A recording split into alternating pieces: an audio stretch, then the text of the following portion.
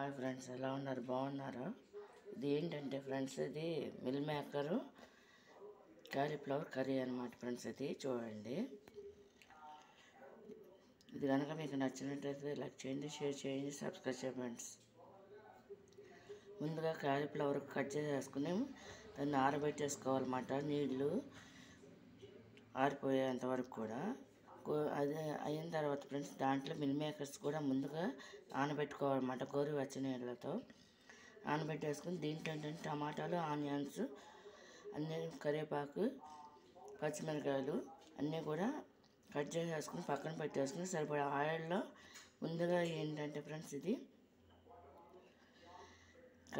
ముందు ఆనియన్స్ను టమాటాలు అంతా కూడా కుక్ అయిన తర్వాత ఫ్రెండ్స్, దీన్ని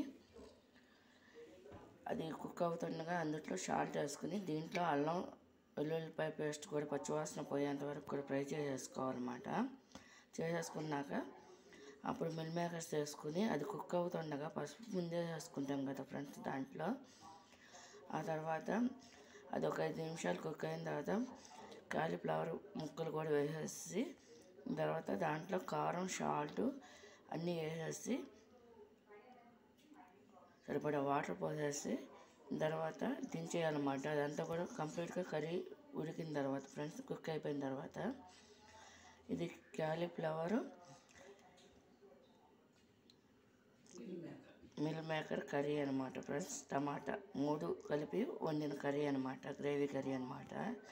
ఇది కనుక మీకు నచ్చినట్టయితే లైక్ చేయండి, షేర్ చేయండి, సబ్స్క్రైబ్ చేయండి ఫ్రెండ్స్. మిల్ మేకర్ కాలీఫ్లవర్ టమాటా కర్రీ అనమాట.